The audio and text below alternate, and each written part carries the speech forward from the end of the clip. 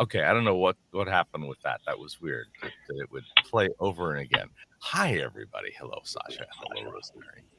Hi, Hello, guys. Trace. Hello, Angela. Hello, Lisa. Hi. We have an embarrassment of riches. A whole bunch of people. So, good. Angela, I'm going to talk to you first. Just Okay. Hi. Just because reasons. So tell me about your. First of all, who are you here in this odd community? Who am I in this odd community? Well, that's a fantastic question. I feel like I'm another human on this journey. I love street epistemology because it helps me question my thoughts, especially if I get into this bright idea that I know what's happening. I don't know if that makes a lot of sense to some people. When I get stuck on a belief or something like that, and then I can come to someone that I practice street epistemology with, or I can even go to the streetepistemology.com and grab the worksheet or whatever, not the worksheet, but it talks about the steps. I don't know what to call it. And I can even like work on doing it on myself, so if I'm really stuck in a bad mindset, speaking of bad mindsets, today is World Suicide Prevention Day, and I can use this to help myself prove myself wrong. Like, hey, there are this is not the only way to think right now. Yeah. Wow, suicide. That's a thing. It is. I've known too many people in my life. The stats on suicide blow my mind when I start thinking about like 1% of people die by their own hand. It's like, and of course, in some environments, that number is 30 times higher. It's crazy. Well, and I think there's a myth too that it's people who are severely depressed, and that's really not true. A lot of times it's people who've had something that just went terribly wrong in life, and now these thoughts are coming into their mind, and they think they're the thoughts that they need to go with, and they just pick up that thought and they go with it. Which, I wrote my book Poems from a Lost Soul so that people could know, they could go to that book and realize they're not alone. Somebody else has been to hell too, and it's okay. We all have those feelings. Most people just don't talk about the fact that thought came through, flying through their mind, because when you talk about it, people panic. Yeah. And they make it sound like, how did you ever get a thought like that? It's 1% of people, okay? It's obviously not a new idea. No, and the thought just comes through super fast. Some people hold on to it and some people don't. But acknowledging that someone had it is actually really important to the person who grabbed onto it and started believing that thought was true. Yeah. I've also heard of non-suicidal self-harm ideation where somebody says, what would it be like if I just like cut my hand open, or whatever. Our curiosity, I think, and our it's almost like my dream state is, if I'm in a dream, I'm going to explore an idea, and sometimes that idea is strangely attractive in my waking moment. And it's not that I have a desire for self-harm, but I'm walking across the bridge. I was just like, and what would it be like if I leaped here? It's like, no, what? But yeah, and that is not the intent to hurt, but that is sort of like a natural storytelling process inside of ourselves, maybe misfiring. Yeah, a little bit like ideation, where you're not going to do anything. Yeah. Yeah, Lisa, you were saying something. Yeah, I have a question for you, I cut you off. Angela, if that's okay. Yeah, there's a little bit of a lag, I think, so I talked over you a little bit. How did you find out about street epistemology? And if I could ask you how also you were able to use it on yourself, and if there is any overlap with the suicide awareness and street epistemology, if that makes sense. I found out, I want to say it was in How Minds Work. Is it Ramey that wrote that book? Or Rainey? All right. Anyway, Mick Rainey, maybe. I apologize. David, That How is where I Minds found out about it. Mhm. How Minds Work, I think, or How Minds Change, right? Which was fascinating. I just love the idea of checking my thoughts and my beliefs, and now I can use it. Oh, is that, especially if I have 2 teenage daughters, for instance, and they certainly tell me who I am, and sometimes call me out on tough things, and I've got to be able to check my belief. Is my almost 20-year-old doing life the right or wrong way? Well, when I check this, when I come and I look at street epistemology and I start questioning myself, or I have someone question me, I realize there is no right way to do life, and who am I to judge that she's doing it wrong? Mm-hmm.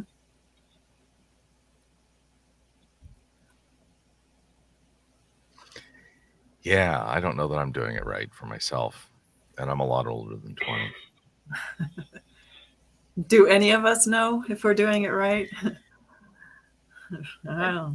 I guess we can approach it asymptotically by getting lots and lots of inputs that are valuable and seeing if we're better or worse, or there's some sloppy to all that in a big way. Trying different things. Yeah. So, Angela, you have you are one of the practice hosts on the Discord. So yes. Very much a qualified panelist if you are wanting to hang out and do that. But I brought you here to talk about your book, which is about suicide. Poems from a Lost Soul. Is that suicide adjacent? So there are a few poems about I apologize, there's a lag. I think you may have still been talking. There are a few poems in there about when I'm contemplating suicide. One of them is literally called Suicide, as and it talks about this how a slip of a blade can end it all, and by the end of the poem I'm realizing that I'm not the only one with problems, that that these other people have problems too, and really kind of walking back that despair and going, wait, we're all suffering. Another one of them, I create a rhyme at the very end of it, about the grave and what's going to be written on the grave. I think it was what was written on the grave, but really the entire book, and I'll just read the introduction poem, is about that pain and suffering, that yearning for love, that questioning, am I loved? Am I loving? Like those confusing feelings that we all have. But so here's the introduction. This pain, my suffering, sat in a box, carried from place to place, until I could face it, process it, accept it, love it, until it seamlessly assimilated with my heart, and I became whole. It's really about that, looking at all of these parts, these painful parts, and saying and lovingly accepting them as part of me, instead of believing that they need to be separate or that they are wrong. I would not be who I am without all of the life experiences that I've had. I love that. Yeah. It's beautiful. Yeah. Thank you. Can I ask you another question? Like, maybe this is just me, but I was kind of raised in a culture where there's a lot of toxic positivity. So, like, ever expressing negativity or thoughts of self-harm, or like the word suicide was like considered wrong or bad, or like it just wasn't something that was talked about. Did you have any of the dealing with the toxic positivity and overcoming that and accepting reality for what it is? I think I was more on the end of, if you mention it, we're going to panic. And mind you, I have a neurological disorder, so those thoughts come into my mind probably more often than, because I'm fighting pain all the time. So it's really easy to slip over that edge into where the thoughts come in, and I have to go, wait, that's not, I'm not doing anything about that thought. But I think the concern is mentioning it, and then that judgment happens. So how do we get to a place where we can mention it and someone can sit with me and sit in that loving, painful place? Like, it's okay, we're both here, and yes, it's painful, instead of, oh my gosh, we need to call this place, we need to call this place, we need to do this, we need to do that. Hold on. What about love? Let me love you where you're at. Let me see, you're telling me, which is a really fantastic sign. If you're having those thoughts, that's a fantastic sign that you don't want to do anything. Okay, let's breathe through that. And then we can move on. Because I've had clinicians panic in front of me, like, what are we going to do next? Yeah. Oh, man. So, and I think part of that fear and that panic comes from the toxic positivity. Yeah. What do you recommend to someone who may be currently having those thoughts? Where should they turn for help? Do you have a recommendation for that? Because we're not therapists, obviously. In the U.S., they can call 988. There are also suicide text lines. You can search it on Google or any other search engine, I am sure. And then if you are outside of the U.S., talk to someone, a safe person. Really importantly, talk to a safe person. And what I mean by safe is someone you can go to that's not going to be like, you're not having those thoughts, or that's stupid, or, those violent, and Marshall B. Rosenberg talks about nonviolent communication. So someone in nonviolent communication is going to be like, oh, let's talk about that. Let's see where you're at. So really be consciously aware about who is safe. And if you're not sure, because people have experienced abuse, emotional abuse, sometimes they don't have a good, I know at one point I did not have a good idea of who safe people were and what that meant. And so if you're not sure, I highly recommend reaching out to a professional, because you could also be putting yourself back into an even worse situation if you go to an unsafe person. Yeah. I have some grave concerns with some of the ways that suicide is handled. And of course, some people are mandatory reporters, and so they don't even have a choice about how nuanced to respond to you. Not you, y'all in general. And they end up calling out the flashing lights and crazy stuff. And while that might actively save a person this time, it discourages them profoundly from asking or being willing to accept help if that recurs in the future. I think our current system is something like overreactive. I'm not the professional. I'm not sure I should even. No. I can, as an unprofessional, non-professional layperson, say, wow, I think the system does it wrong and shoots itself in the foot in the long run. Yeah, I can only speak from my experience, and because I've got to admit that I've had those thoughts when I see clinicians and things like that, I can only speak to my experience from being a patient struggling with those thoughts. And I can honestly say that when they panic, or when, it becomes this big, huge mess, that that when that did happen, it took me a lot longer before the next time I even wanted to say anything, because I didn't want that same experience. I wanted to feel like I was loved and cared for, and sometimes not saying anything felt like the better way to go. Mm-hmm. Yeah. I understand that. If Hey, good. Angela, I was just wondering if you could tell us a little bit about the process of writing your book and kind of what that was like for you and how long it took and what you were thinking and putting it together, and also where it's available for purchase. Thank you. So the book actually was quite literally, the introduction to the book talks about carrying these things around in a box. So some of those poems, not all of them, were written. The very first poem, called a poem, was written in elementary school. So this is really part of my whole life.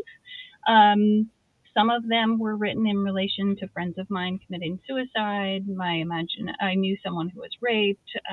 There are a lot of different reasons for writing poetry, and it doesn't always have to be my experience, which is fantastic because I think it helped me process emotionally throughout the process with things with life in general. I think it was so it's really actually kind of scary putting it all out there because this is how I process life, right? This is that experience. But as of right now, the Kindle version is free on Amazon this week. The paperback is $9.99. I'm on Amazon, and then we have submitted for the audiobook. We just haven't heard back yet. So hopefully that will be available later this week. So very exciting. That's cool. Yeah, thanks. May I have a link that I can post in the comments? Just go to damageparents.com/poetry, and it will kick you right over to Amazon if you click on the link on that page. And you mentioned, or Dali mentioned, you're on the Discord server. What do you can you tell us about that? What you do there? So I host. Well, at first I practiced, but then they were looking for hosts for SE on the weekends, and we practice at. I'm in the Pacific time, so I want to say it's 11 and 5 Pacific time. And what it does is it gives you the opportunity to, just go to poetry there, Dali. It gives you the opportunity to come to a safe environment to practice SE. So sometimes someone might want to check a belief, and so they'll come on there, and really gentle. What I really love is when the people who are willing to become the questioners are so gentle and genuine in trying to understand how one came to the belief that they came to, because they're really looking at the history of the belief, the epistemology. Where did it come from? How did it get there? And I've been on there and I've been the question and gotten feedback, and it's been so beautiful because I wouldn't have thought of saying it that way before or asking a question from that perspective. So it's really beautiful to have that safe environment to practice, and then to be able to take your practice from coming on to the Discord server and then go into real life and practice, and then come back and on another practice session, and you can say, hey, I tried this, I don't know what happened. And then, there gets to be a conversation around, different tools or different ways that you could rebuild rapport, or sometimes the conversation just needs to stop, so it's really about the practice. I mean, this is street epistemology, I believe, really, really does a great job at helping people connect to each other. Mm-hmm. How long have you been doing that? Let's see. Probably, I think I've only been on this server a few months. I think, unbeknownst to me, I was similarly practicing it when I started my podcast, Relatively Damaged, because I would go into the interviews, and one of the things I reminded myself of before the interviews is my opinion didn't matter. The story was not about me. It was about them. And that was important, because then the story, their story, was able to come to life. And I can't tell you how much I learned just from listening to, I mean, the new insights, the possibilities, because I had to check myself quite a few times and go, whoa, that's my opinion. And every once in a while, you'll catch me in an episode with my opinion, and then the next one, it will be totally, I will get out of it, because I'll have picked up on it. Yeah, that's really hard to keep your own opinions out for me. Yeah. So hard. Yeah. Especially if it's something you're passionate about, like you really want to talk about it. It's tricky. Oh, yeah. Yeah. Well, I'm really glad you're doing that. Thanks for sharing with us. Thank you. Yeah, Thank you. Thank you for letting me share. I really appreciate it. And I hope that the message today, that even if one person is touched by us talking about suicide and opening up the door to that conversation, that we love you. That's why we're talking about it. I had a saying in my mind earlier: you're not perfect. That's why we love you. Yeah. Thank you. And that's why? Yeah, because you're not perfect. Thank goodness. So if you become perfect, sorry, gotta walk away. Yeah, I don't think anybody ever will. Okay, yeah, that's just not going to happen. Okay, so that means I have to love everybody. Right? I have to love everybody? Really? Well, you don't have to, but it's a lot more fun for me that way. I do not love Putin. Depends on how you define love, too, right? Yeah. You can define it any way you like. I do not love in any way. Yeah, define it any way you like. Putin is in my out group. Anyway, but that's just my opinion. So don't take it too far with any of that. Thank you, Angela. Thank you for sharing that. You are so welcome to stay here in the and as a panelist. You are obviously very qualified. And I want to switch to our next guest, Chase. Hello, Chase. We were gonna have screen share things, and then Apple and Windows, they don't like each other. They fight like. Maybe they should do SE on each other to just chill out. That must be the case. Yes. So I think you're going to have to go off the cuff without your visuals. Yeah, well, it's probably for the best. I was gonna do. I don't really mean that actually, but I don't want it to be too much of a presentation because of course I want it to be the back and forth that but there's just a lot of stuff that I wanted to show because this is a scientific claim that can be backed with empirical evidence and sources and studies and all this. So I wanted to show a little bit of the scientific literature by doing a share of my screen, but can't do that. But what I can do is just hold up my phone to the screen a little bit. Okay. Sure. Why the heck not? It's not as good, but Can we put links in the chat, perhaps, if there's something important? Yeah, definitely. Throw any links you like in the chat that people can look up, and you might have to drop them into the private chat, and I will copy paste them into the main. Okay, sounds good. Can we change the claim real quick though? Yes, please. Let's change that claim. Thank you. So it's gonna be let's do a smart vegan diet is healthier than a diet with meat, dairy, and eggs. A smart vegan diet is healthier than a diet with meat, dairy, and eggs.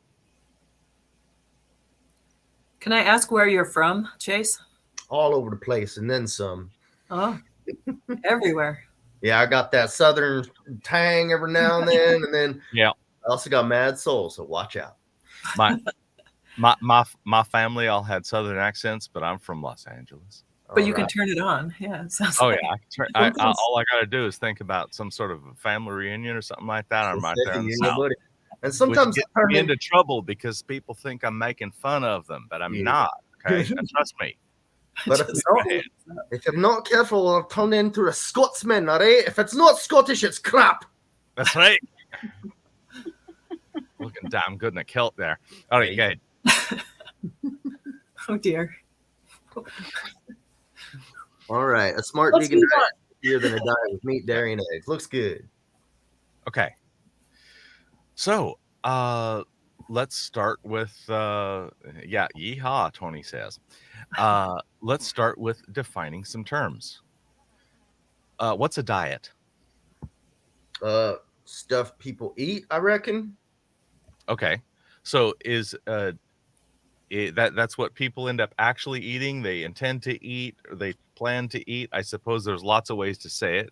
Sure. Yeah. Okay. So, I just mean stuff that's going in your mouth. We'll leave okay. it there. So a smart vegan diet is eating only smart vegans. No, that's the other way. Yeah. Tell me what is like smart vegan diet. Before we start this, I would just like to say, if God didn't want us to eat humans, then why'd he make them out of meat? Right. You know, you guys are full of protein and you look delicious. Right. So are you asking what do I mean by a smart vegan diet? Was that the question? Yes. What is a smart vegan diet?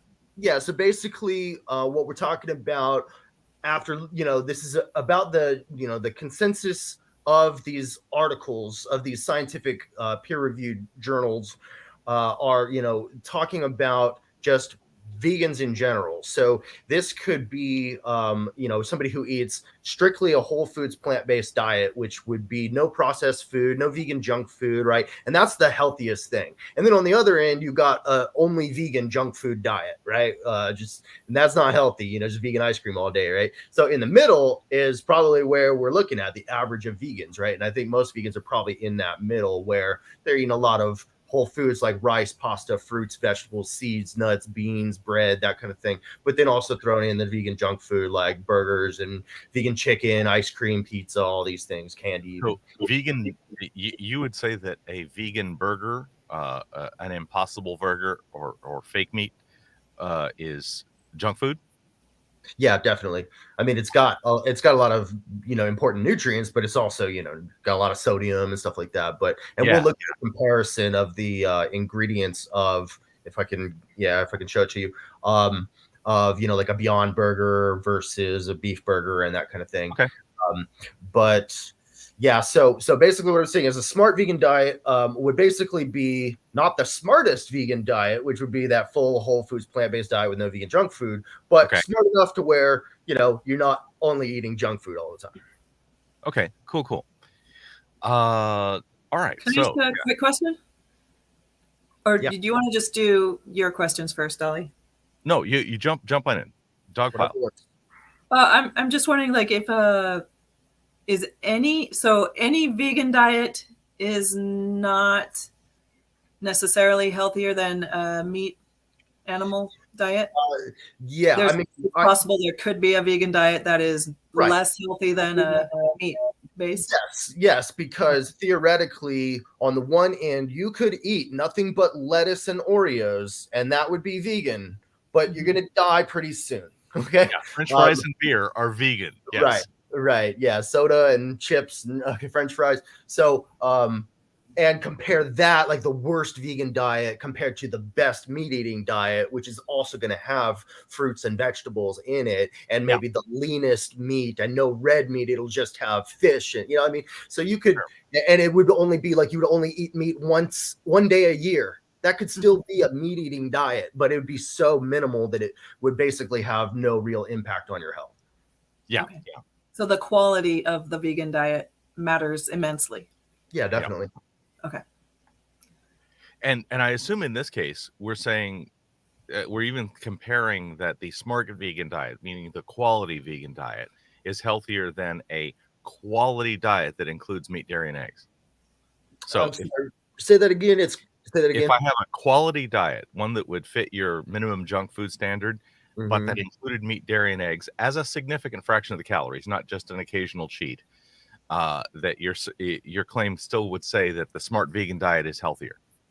So like a smart vegan diet versus a smart meat eating diet. Or at least a meat eating diet that held to your junk food standard. Right. Yeah. So the vegan junk food diet would be way better healthy for you than or less health damaging than a smart or a vegan, or a smart or junk food non-vegan diet, because animal products drastically increase your risk of heart disease, diabetes, stroke, cancer, etc. More long-term effects? Yes, with long-term effects. Mm-hmm. Would there be immediate effects too?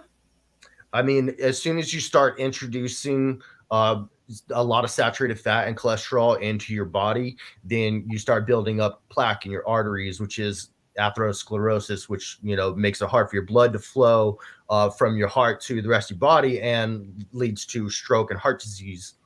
So, I mean, that can take decades, but some people. So not immediate. No, but that part anyway. It's the same thing with like cigarettes, though. Okay. Yeah. Cigarettes are a slow thing. Angela, do you have any thoughts, any questions on this? Well, I was just trying to figure out how we know for that meat and dairy and eggs cause those problems and maybe not something else. Yeah, that's a great question. So that's why I'm looking at all of these scientific studies and meta-analyses and everything. So Dali, can you pull up the link that you just had up that I had sent you, just so that we can all look at a scientific study, not the whole thing. I just want to show, like, pinpoint how to quickly evaluate a study without 1 second before you asked. I had taken that one down. Okay, it's all good. Okay, so what y'all can see here is this at the. Okay, so there's the title. Actually, scroll up. Yeah, thanks. So the title is Red Meat Consumption and the Risk of Stroke, a Dose-Response Meta-Analysis of Prospective Cohort Studies. So meta-analysis is the highest level of the scientific hierarchy of evidence, because it looks at a whole bunch of different studies. And up at the very top, you see the source, the NIH, the National Institutes of Health, PubMed. All right. If you ever want to look up any kind of scientific study, this is the place to go. There's other places as well. And then you can see there's the authors, and then you see the abstract with the background. Scroll down a little bit, if you will.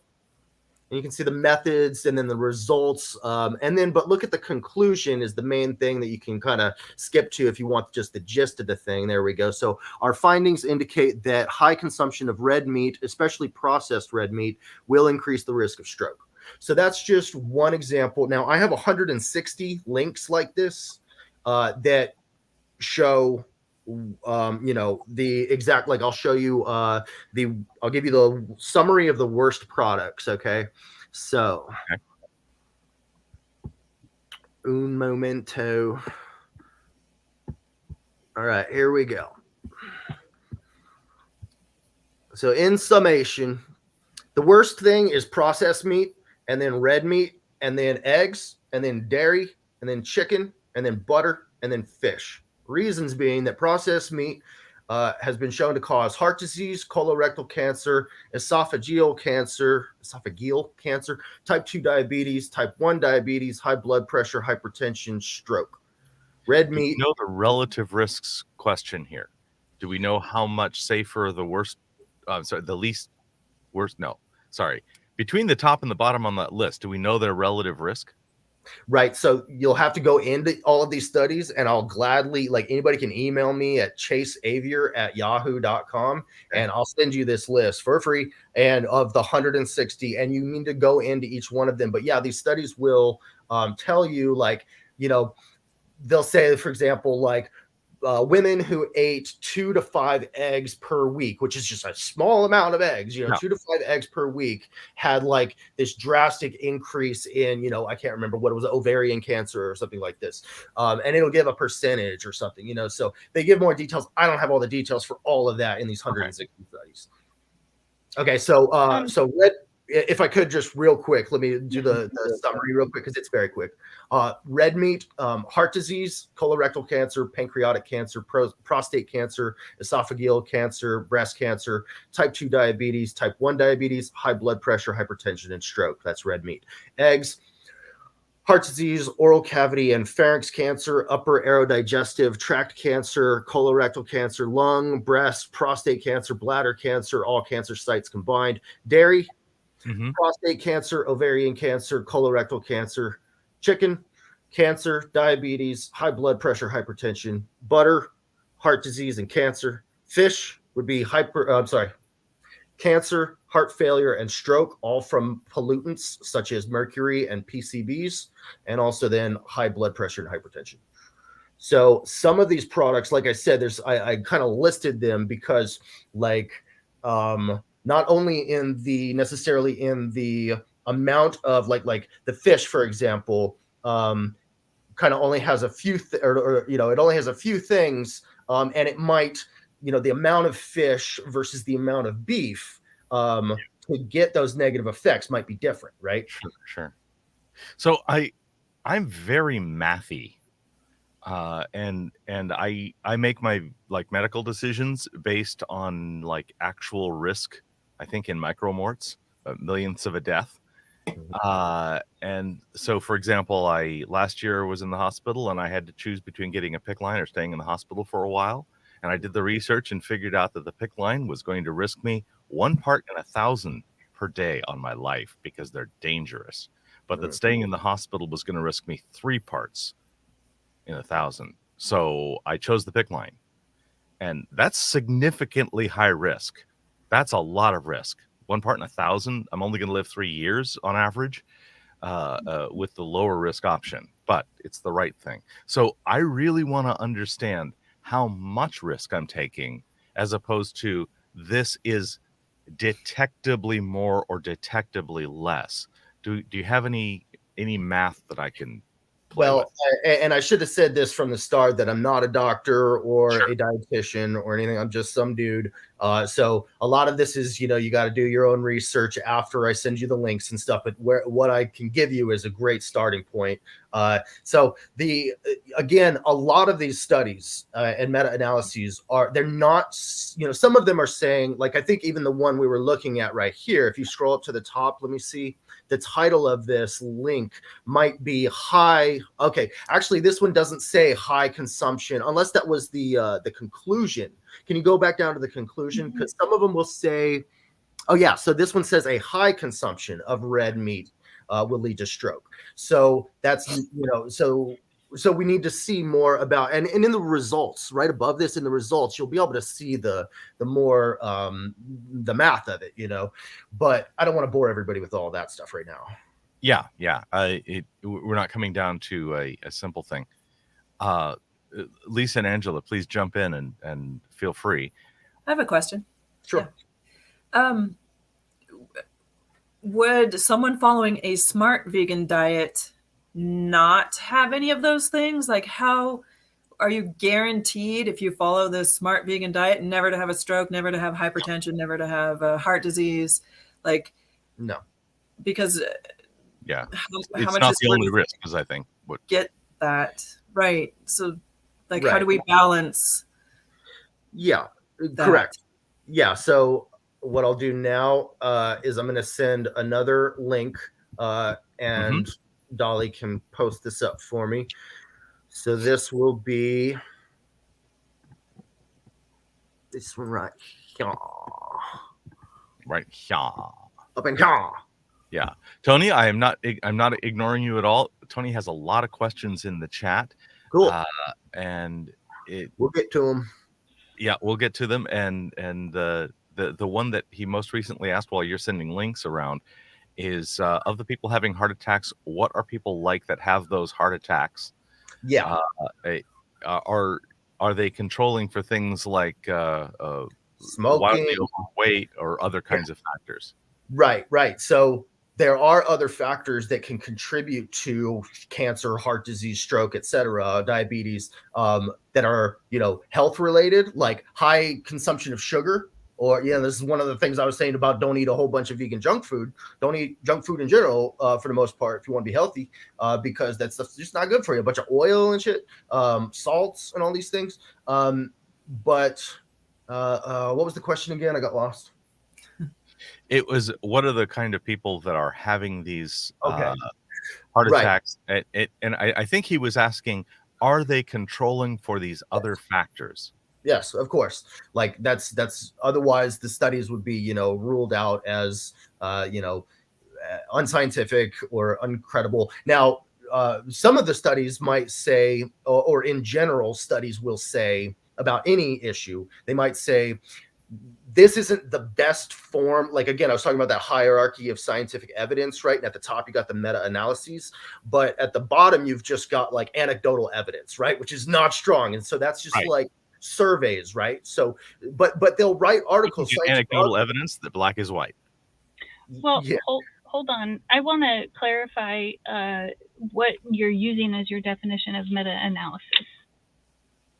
Okay, so again, I'm just some dude, and science was actually never my thing. So Okay. it would be good if we had a dietitian in here.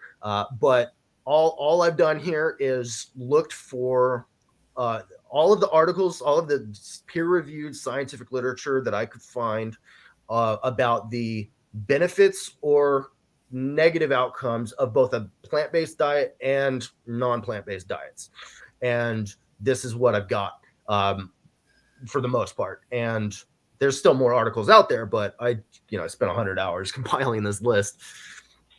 So what I'd like to say right here is, let's read this, the position of the Academy of Nutrition and Dietetics, right? So in 2016, they wrote this, and this is this is the world's largest organization of food and nutrition experts with over 100,000 physicians and registered dietitians.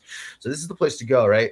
And they say that it is the position of the Academy of Nutrition and Dietetics that an appropriately planned vegetarian or vegan diet is healthy, nutritionally adequate, and may provide health benefits for the treatment and prevention of certain diseases. These diets are appropriate for all stages of the life cycle, including pregnancy, lactation, infancy, childhood, adolescence, older adulthood, and for athletes. Plant-based diets are more environmentally sustainable than diets rich in animal products because they use fewer natural resources and are associated with much less environmental damage. Vegetarians and vegans are at reduced risk of certain health conditions, including ischemic heart disease, type 2 diabetes, hypertension, certain types of cancer, and obesity. Low intakes of saturated fat and high intakes of vegetables, fruits, whole grains, legumes, soy products, nuts, and seeds, all rich in fiber and phytochemicals, are characteristics of vegetarian and vegan diets that produce lower total LDL, that's low density lipoprotein cholesterol levels, and better serum glucose control. These factors contribute to reduction of chronic diseases. Vegans do need reliable sources of vitamin B12, such as fortified foods or supplements. Sorry for reading all that to you. That's fine. That's fine. It most of that goes to your claim. Part of it, like for example, that plant-based diets are more environmentally sustainable, isn't part of your claim. Mm-hmm. Right. We could have skipped that. That's fine. Totally. Okay. At the beginning, it does say that it is healthy for those people, the groups of people. It doesn't say healthier than a meat diet. Right. So an animal-based diet, it just says it's good.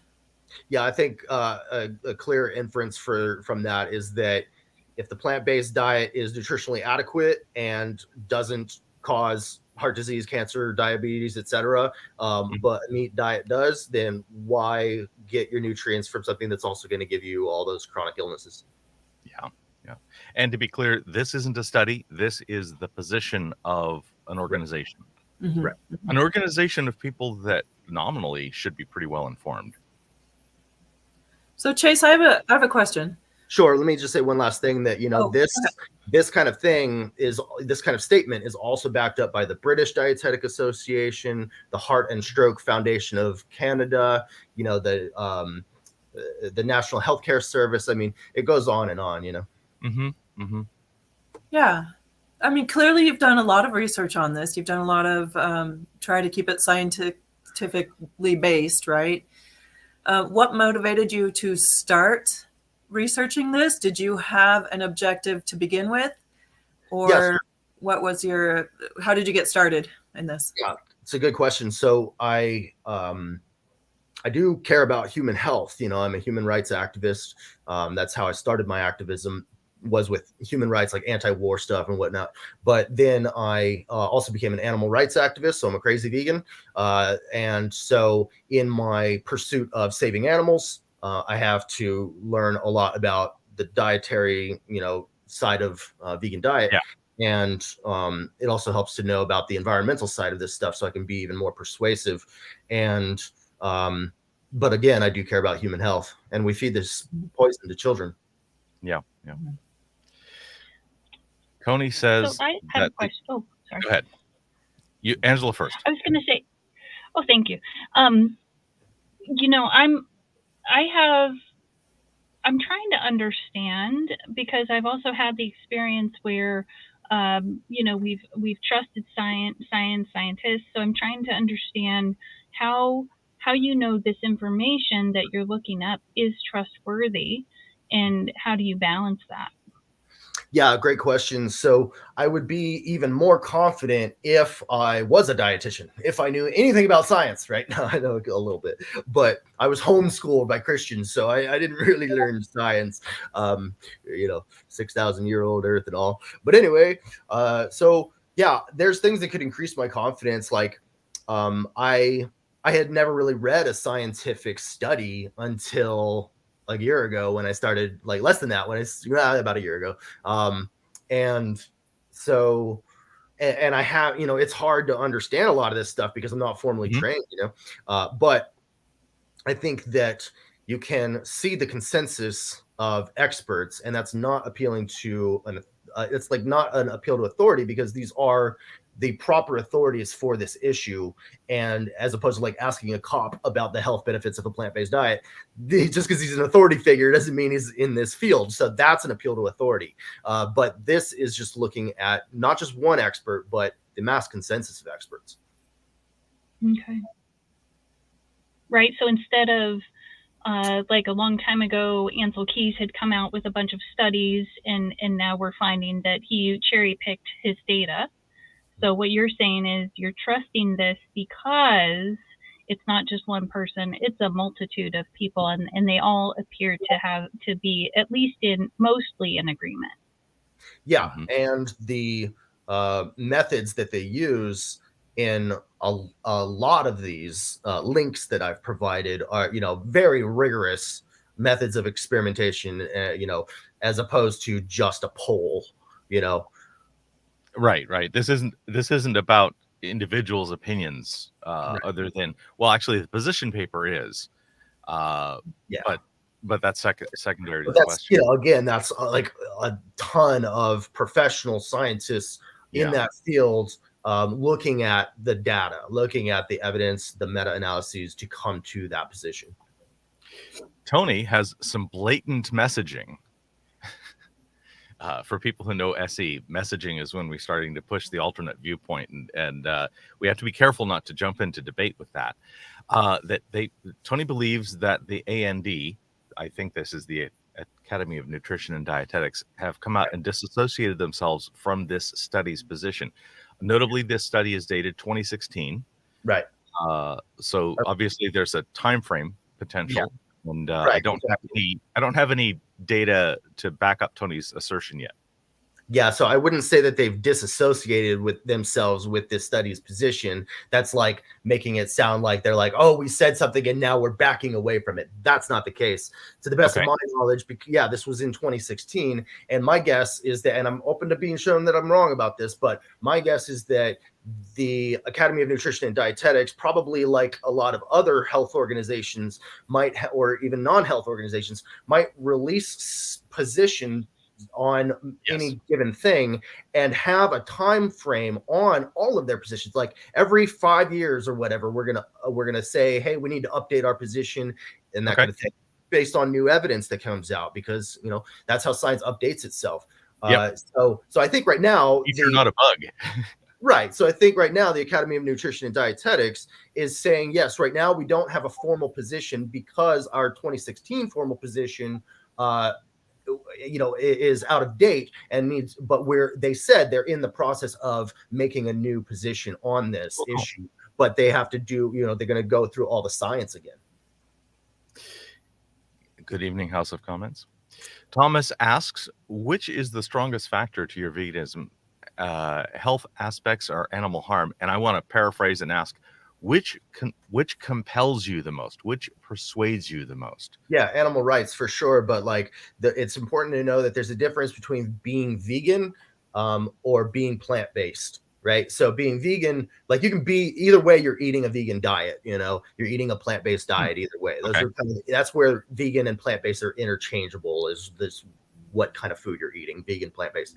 But veganism is a philosophy against animal cruelty and in favor of animal rights. Oh, I see. And so that's what vegans are. So vegans and plant-based are going to eat exactly the same meal, but they came at it for different reasons. Exactly. And so now some people will go plant-based for their health and then become vegan for the animal rights once they start watching slaughterhouse videos and stuff. But or people will go plant-based for the environment, and then connect it all because it's just beneficial for everybody involved, Mm-hmm. Well, and the original claim that we're talking about today was it's healthier. So we were discussing the health aspects of it, technically. Right.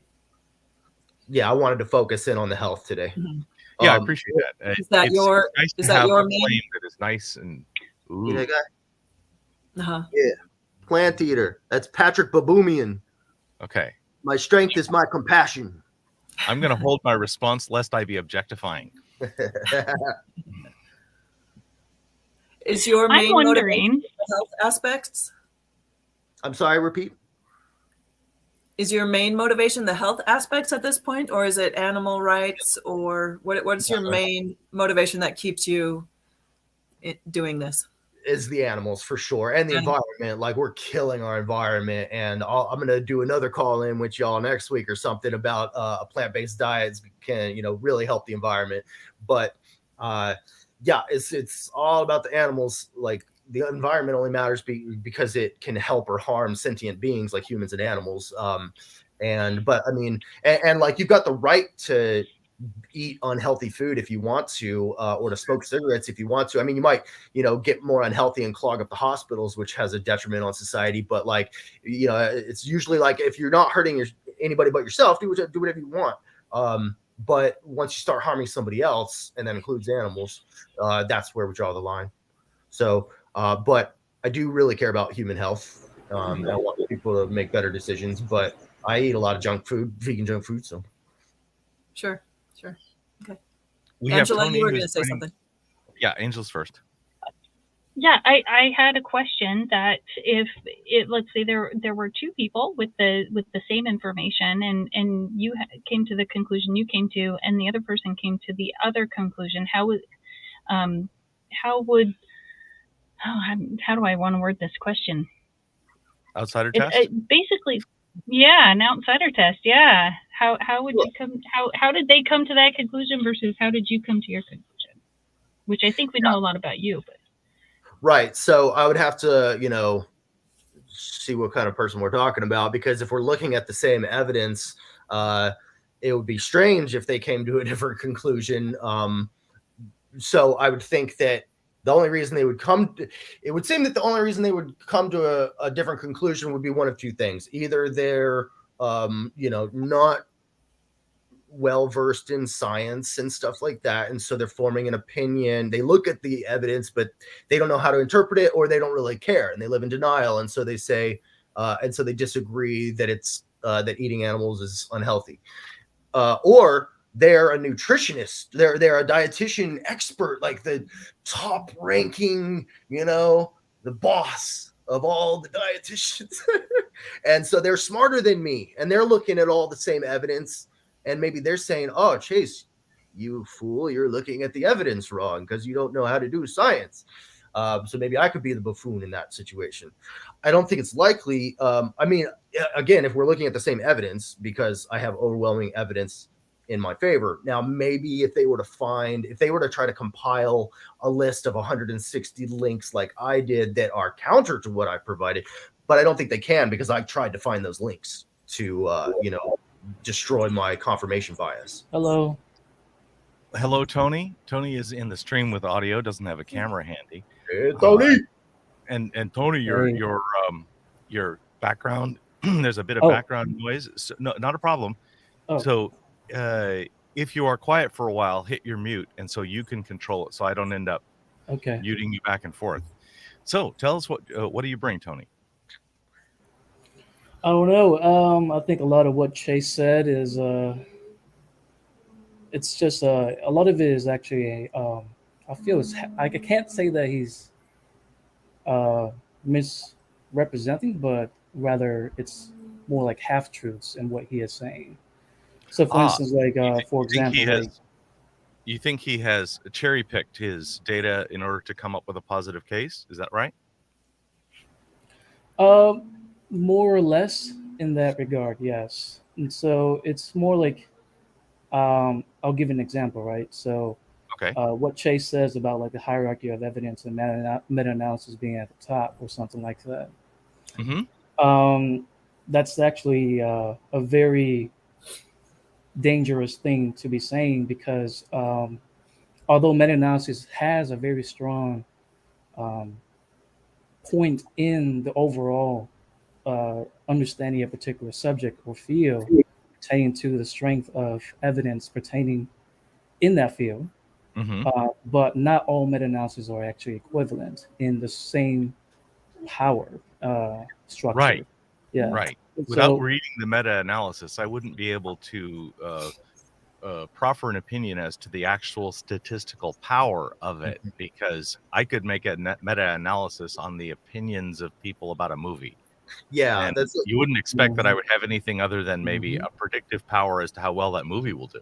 Right. So that's a good point. That like in my research there, I was seeing some of these meta-analyses cover like 13 cohort studies with a population, like a sample size of like 100,000 or 300,000, right? And then another meta-analysis will be a review of like 30 cohort studies, so 3 times as more, and will cover like 1 million people. So and then but also a lot of these things that I've listed aren't meta-analyses. There's a lot of different material in this compilation.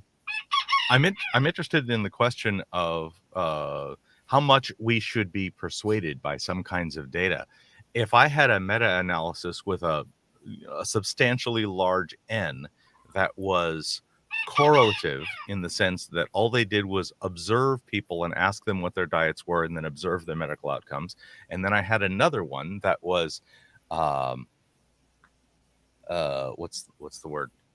Interventionist. In other words, they took a bunch of people that were willing to try on a diet for whatever time frame the thing was running, and changed their diet based on being assigned to a group, not based on their own choices, and then looked at the differences between those groups. I would be compelled personally by a much smaller N in the second case.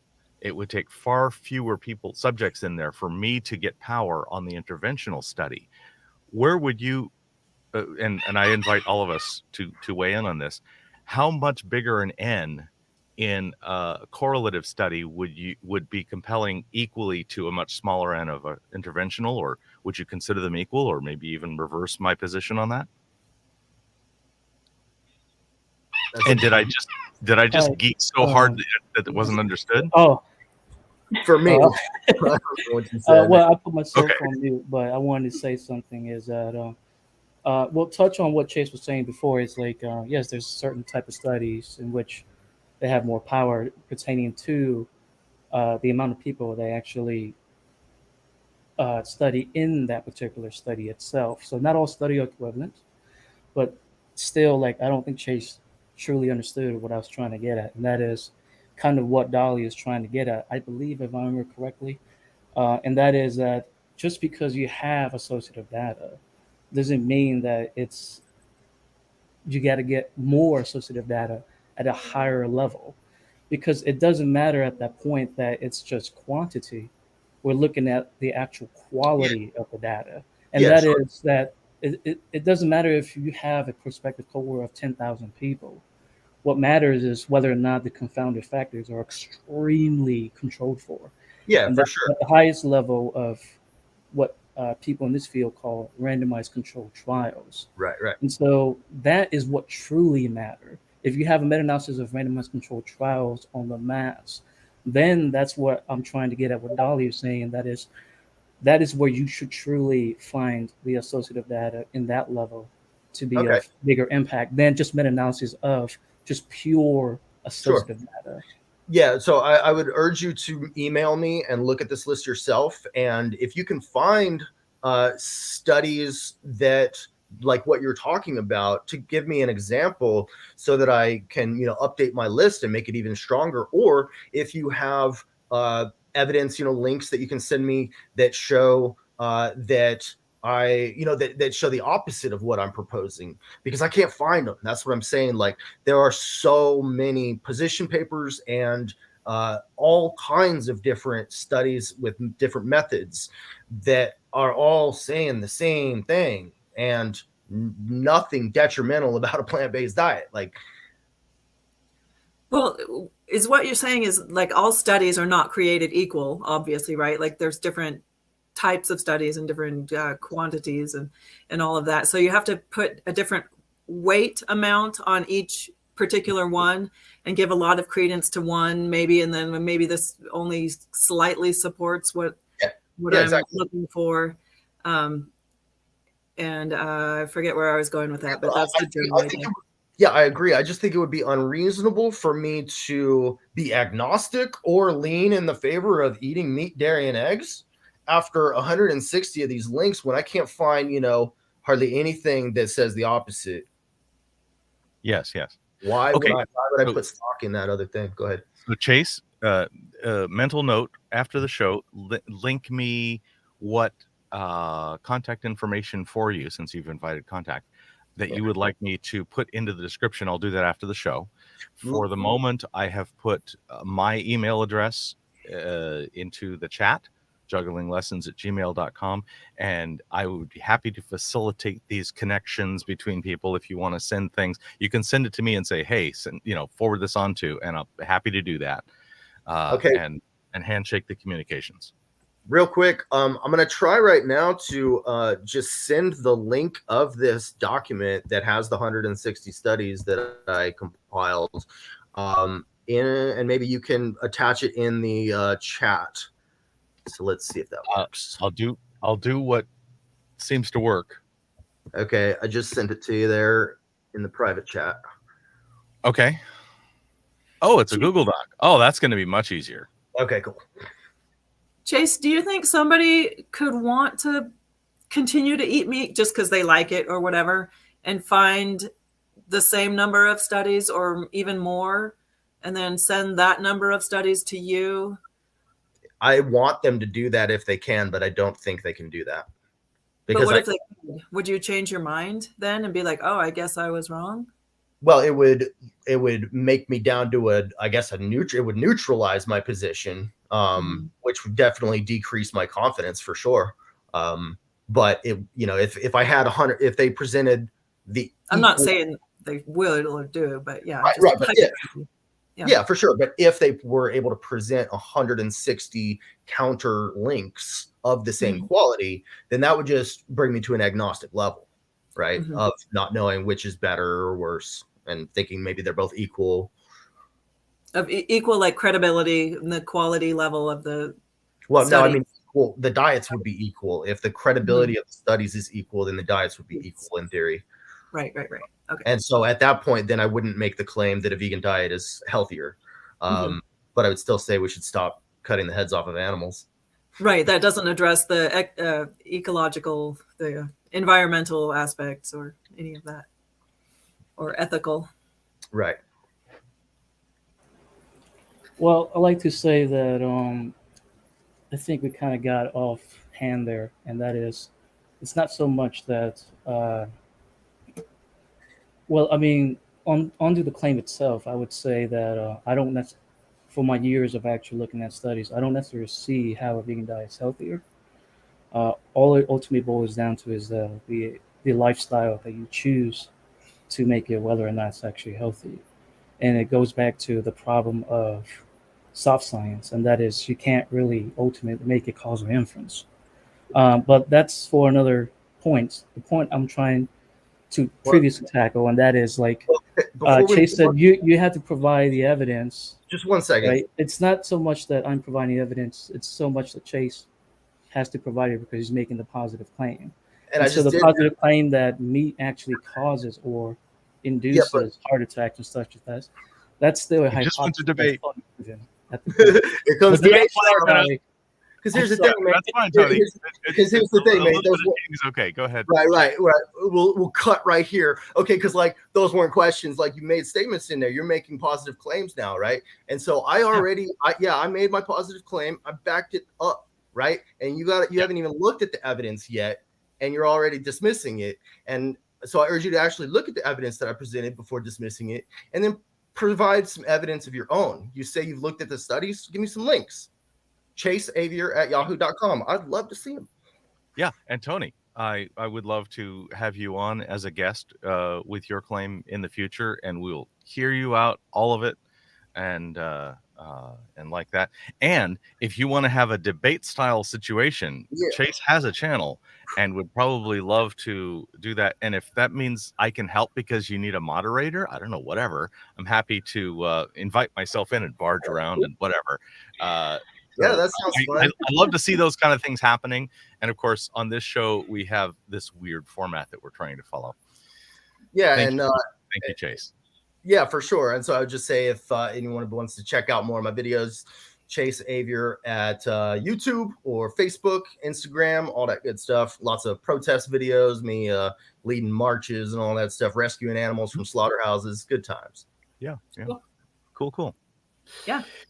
Yeah. Adding smart definitely is a get out of jail free card because and I like that because what we're trying to say is that the best informed vegan diet is superior to the best informed meat, dairy, egg containing diet. And that's that one there is not a get out of jail free card. It's really saying the best versus the best. And thank you for that, Philip. Yeah. I like that one there. It's just a crazy notion here. If I were to say the average or the poorly informed, so I have a poorly informed vegan, somebody who said, okay, I'm gonna stop eating animals because they're cute and have pretty eyes, and all the reasons. And then somebody else who is also poorly informed and eating like a standard American diet. I guess. Don't do it. America. If you compare those two, what would be your opinion? Again, I'm not a doctor or a dietitian, but if you're eating junk food, and it'll probably be a mix of like junk food and healthy food on each side. We'll try to equalize them as much as we can, right? What you're going to have is, in both cases, is like a whole bunch of oil and sugar and salt and all this shit, right? But on the meat eating side, with meat, dairy, and eggs, you're getting a whole bunch more saturated fat and cholesterol. You're getting heart disease, diabetes, stroke, cancer. Oh shit, this stuff ain't causing all that. You might still get it if you're smoking and not exercising and all that, or you got bad luck. Yeah. That's the unproven claim. Yeah, that's the claim that Tony's pushing back on. Salvador Dali, fluidity is king. Yes, I love fluidity, and I actually was named after Salvador Dali. Okay. Can I say one last thing real quick? Okay. Remember that y'all can Google stuff like, vegan protein, vegan iron, vegan athletes, recipes, vegan restaurants near you, or like vegan options at regular restaurants. And, stop asking vegans where they get their protein. Stop it. And if you want to see a quick animal rights video, there's a 5-minute video with 6 million views on YouTube called Dairy is Scary. Dairy is Scary on YouTube. Okay. The commenter asks about the worst diets. That's almost the question I asked, but in this case, we're talking about even worse than just underinformed. And if someone were eating the examples were Oreos, French fries, and beer, are they going to do worse than if they eat Oreos, French fries, and beer, and burgers, and eggs and cheese? Mhm. Okay, so like, okay, so I think what you're saying is like, sorry, I'm not sure if weed is healthy, but Yes. so I think what you're asking is a vegan junk food diet, like exclusively vegan junk food Yeah, yeah.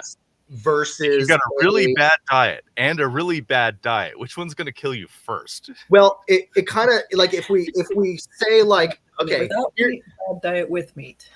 okay, Which so one? I'm gonna do 3 levels. Okay, 1, 2, 3. Right. So top would be the best vegan diet, right? And medium vegan diet, worst vegan diet. Okay, and then over here, same thing. So worst, medium, best. If you got the worst vegan diet over here, and then if you start going up because you're eating less on the meat side, you start eating less junk food and more whole foods like rice, pasta, fruits, vegetables, seeds, nuts, beans, bread, things that are vegan, but then you're also adding in meat, dairy, and eggs. It's going to, bring you down a little bit, but you're actually eating vegetables too. So this vegan over here ain't eating no vegetables.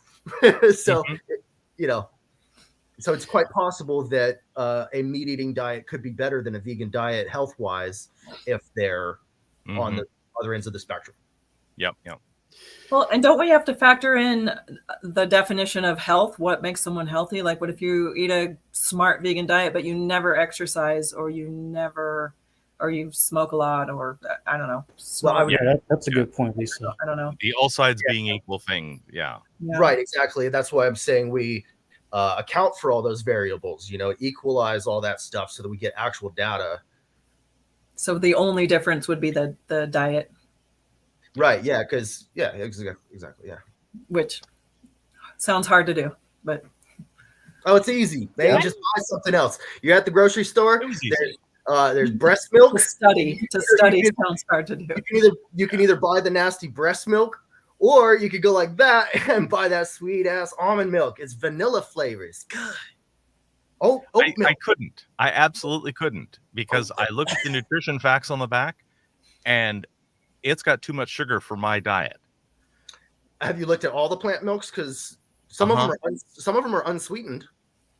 I understand. I also have to avoid having a lot of milk because ordinary whole milk is 1/2 calories by sugar, just from the natural lactose. So even regular milk is off my diet. If I have milk, I have to have like half and half, which is 1/6 calories by sugar. It's an enormous difference. And it might come as a surprise to you, Dali, but you're not a baby cow. Right. Moo. Oh, come on. Moo. The link between food raising your cholesterol in the long term is contested, which follows that it may not have had the health impacts you claim. I confirm that it is contested, and that is something that is a big shift going on in medicine. It's one of my top 10 reasons to disbelieve doctors when they say, yeah, but all of my peers think so. So I'm not asking the question. I'm just telling you. Okay. So I got some of them studies I was talking about, right? Okay. So I'll just read the summary of these 4, I think, or no, 3. Yeah. So a number of foods can significantly reduce LDL cholesterol. That's just showing that there is a connection between cholesterol and diet. And several foods distinctly modify LDL cholesterol levels. The change in dietary cholesterol was positively associated with the change in LDL cholesterol concentration. And as we know, high levels of saturated fat and cholesterol create heart disease. No? I'm wondering how much is being blamed on meat that maybe there could be other reasons for those things happening. Like, could it be like the antibiotics in the meat? Could it be sugar? Could it be salt? Like have you done any research to find out what else it could be?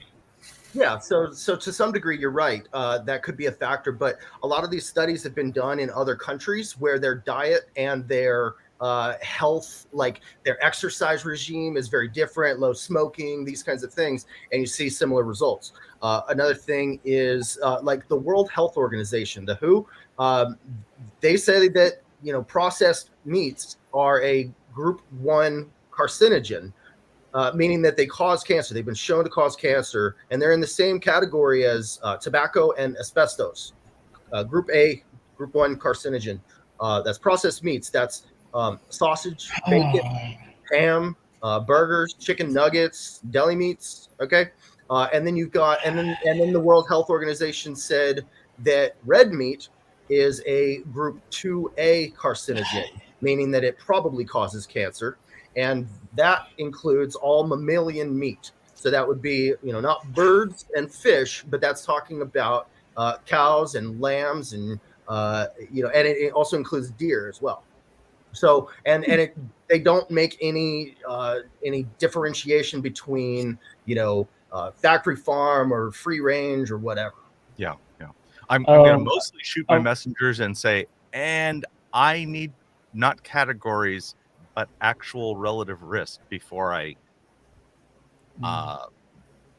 even if I thought you were correct, not that I'm thinking that you are necessarily incorrect. Sure.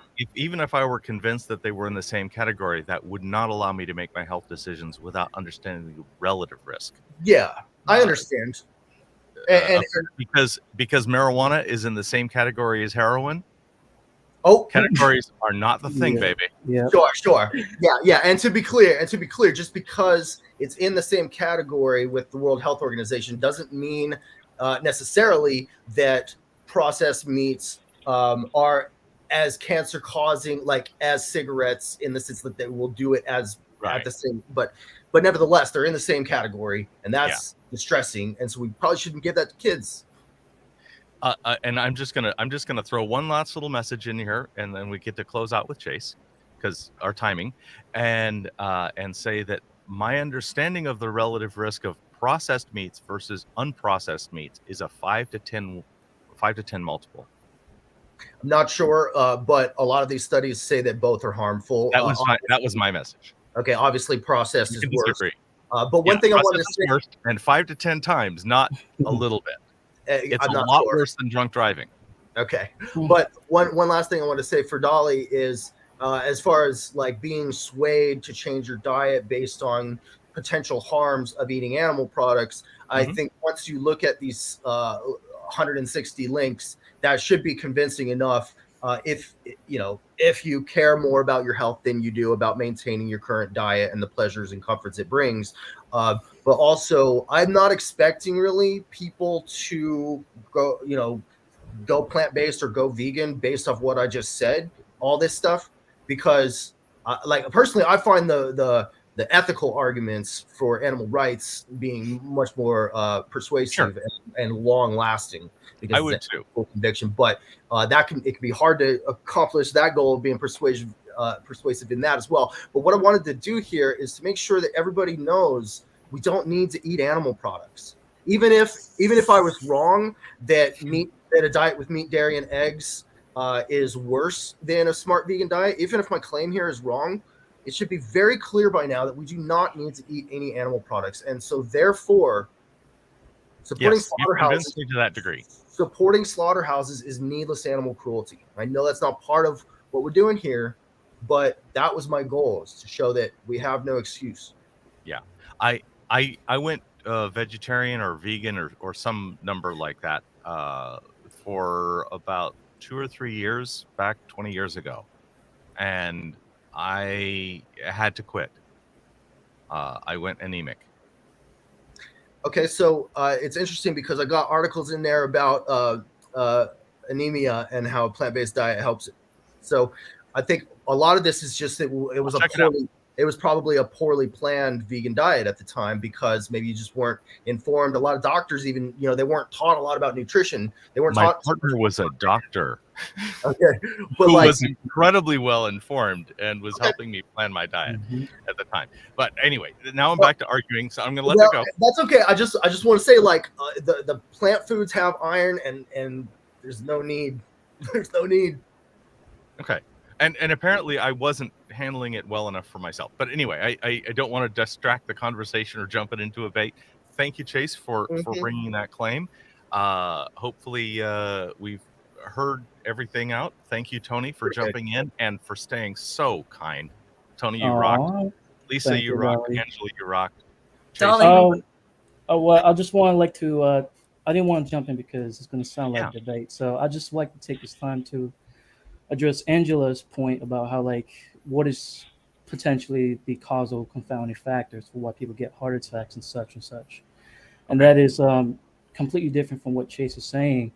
A lot of it, if you just look at the actual data of the people that's dying from heart disease, there's one huge confounding factor that's actually quite common in all of the actual cases, and that is because they are obese. Yeah. And that's basically a really huge factor to the point so that for those who I'm not going to say Chase is an ideologue, but for those who have different perspective, it's really hard for them to come to and say like it can't just be obesity, it has to be something else, and they're just saying like it's meat and stuff. But Well, the data speaks for itself, and that is like one of the common biggest factor. It's just obesity, and it goes Well- back to what I was saying before, and that is take care of yourself and have a proper lifestyle, because a lot of the actual science in nutrition is, I'm not going to say pseudoscience, but a lot of it is actually soft science, and soft science, you have to understand, can never make any causal inference, and that is one of the actual biggest problem. Hmm. If you study the philosophy think- of science. I think adding the word smart probably covers not being obese. Avoiding Yeah, yeah. obesity. If you've got a smart diet, you're not going to be obese. Well, at least in the long run. And also, I want to tackle something what Lisa said. Yeah. I mean, Lisa said like it's extremely hard to have such a particular study in nutrition science to actually develop a situation where we actually control for all confounding factors and truly make it about the diet itself that was actually causing all the consequences within somebody's lifestyle. And that's a great point by Lisa. And also, I'd like to also say, I mean, Chase, come on, I'll let you talk. I was being respectful. Hold up, Chase. We will give you all the time to finish. Okay. Yeah. And then also the second last thing is like I like to say that there is currently no study, not even the realm of nutrition science, which is hard to make a causal inference. Not a single study actually exists that can demonstrate a vegan diet since birth all the way to age 21. None of that study exists, and so a lot of we're not going yeah. to do interventional studies on children. We certainly have interventional studies on adults, though, right? Yeah, sure, you can say that. But what I'm trying to get at is that if Chase's position with water comes into play, like you can start to wonder about the effects of should we actually put children on these particular diets, and that's going to be a problem later on. And so the thing is that when you start to look into it, you start to see that the diet. Oh shoot! When you start to look into it, like a lot of the bone fracture scenarios are actually quite prominent within people who are actually vegan. But I got one on osteoporosis. I mean that part is that. But I would like, Tony, I think the problem is now your messaging is getting gish gallop in that he has a stack of things he wants to respond to. And okay, last thing, and that is I'll provide a link right here. Yeah. Phonologics.org, a summary of phonologic study of current and former vegetarians and vegans. And in the study, they actually have created something pertaining to falsifying on whether or not people can sustain themselves on a vegan diet. And that is they did a particular study that suggests that, consequentially concluded that 84% of the people that went on this diet actually drop out. And so the question becomes: is it really doable in any at the end of the day? All right, can I respond to that? Which is not part of his claim. He didn't say vegan diet is easy. He did say his claim is that it's healthy. Go ahead. Yeah, and look, there's a lot of social pressure. Okay, there's a lot of people eating animals. So when I went vegan, a bunch of my friends made fun of me for giving a shit about animals, right? Okay. And they're tempting me, like holding bacon in front of my face. Come on, man, just do it, right? That's a lot of peer pressure. I don't give a shit about it though, right? Because I care about justice, right? But there's also, just every store is selling meat, right? All the commercials re-endorsing this idea that violence against animals is okay, that you have to fight against if you care.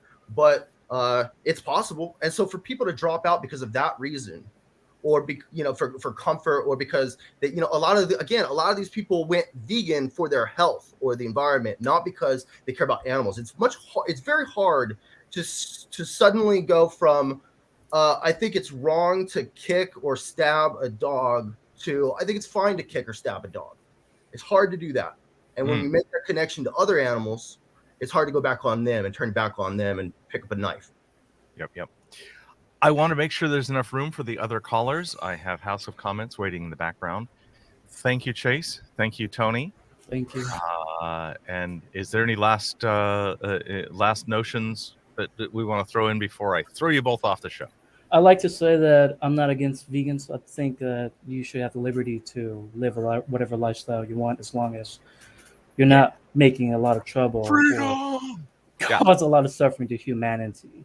And that's all I'm saying. Oh, okay. Well, it is destroying the planet as well, and that affects us. Yeah, I would disagree on that. The evidence. And I would just encourage everybody, if you want to see more about vegan athletes, you can check out The Game Changers on Netflix, The Game Changers for vegan athletes.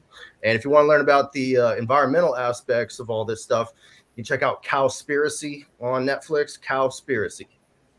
I feel like we've gone in circles a lot here and over and over. And if you guys debate, like post that somewhere, and people who want to get into this more and hear both sides of the argument, I think that would be really interesting and something for a future show. Maybe not a street epistemology show, but a different show. Right. Not a street epistemology calling. Thank you, Chase. Thank you, Tony. Thank you. Talk to you later. Bye, guys. Welcome, House of Comments with audio only. Okay. Hello.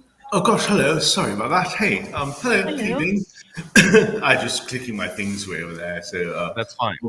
I'm doing well. So I'm calling from clearly the other side of the pond. So I was actually quite motivated and inspired by that conversation because I've heard so many such conversations politically. On the left, you'll have arguments in, say, climate change, veganism, animal rights. And perhaps on the right wing, you're going to hear arguments about immigration, race relations, crime. And they always show up with scientific arguments. So I thought I'd try to make a claim that says all arguments that use science as evidence are actually downstream from moral arguments.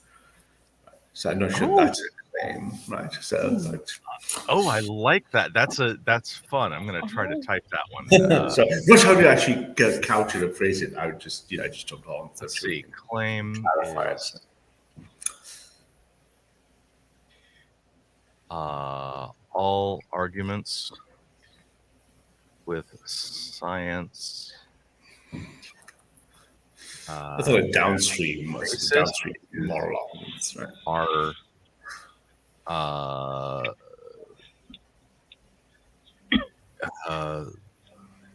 initially or I think downstream fundamentally. Yeah, they follow there, so contingent on how you like to express it. Alrighty. I best put my foie gras recipe behind the side of the computer before we begin. Just kidding. So, okay, cool. All right. Would you prefer this be a one-on-one, or would you like us to dogpile on you about it? Gosh, whichever you like. It's your show. I think it's a great show. So, I like Lisa to start. You have questions, Dali? Like offhand? All arguments with science as a basis are fundamentally moral arguments. Tell me what you mean by moral arguments. So I'd say so if you look at people, I believe we're moral creatures, and I believe we're driven by our moral instincts and our moral feelings, and then our behaviors and our rationalization. What do you mean by moral, though? Moral is our sense of what is right and wrong. So what is good and bad, so for example. So I think if you look at and I think if you look at something like the best science we have on it is probably moral foundation theory, which is the largest piece of work spawning from Yale for the last 20 years. And it's going to take in everyone's moral positions, and we can categorize morality in 5 different dimensions. And they seem to be shared by people, cultures, ethnicities, races, genders, age. And the data is very compelling. We mentioned N. The value of the database is open. It's I think it's over 30,000 people. compared individuals, cultures, politics. It looks like we made out of 5 moral dimensions. I can walk through them. And therefore, when I show up with a scientific argument, let's take politically from left to right, if I came up with the argument for veganism, I think, was it Lisa perhaps, or not sure who asked him what matters most to you? And he said, the well-being of animals. That would be the care-harm principle, which is the strongest principle morally. Don't hurt the baby, right? Don't harm someone. And then if you get some other different... I'm sorry? Are these the Jonathan Haidt? Yeah, it's Haidt's work. Okay, thank you. Yeah, so Haidt's work is open now. It's a public database. You can get all the data yourself, and you can derive your own conclusions. But the 5 dimensions are very, very strong.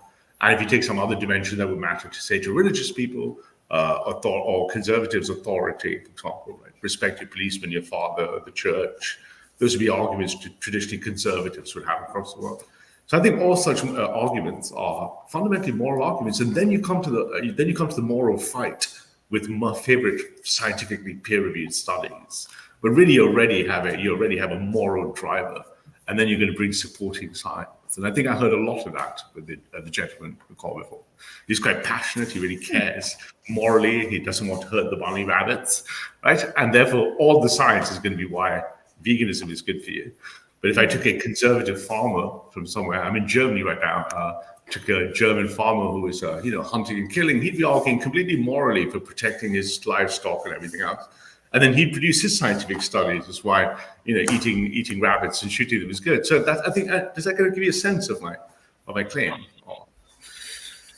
So I'm not sure if it's a terrible claim or it's an average claim. Or it's just like,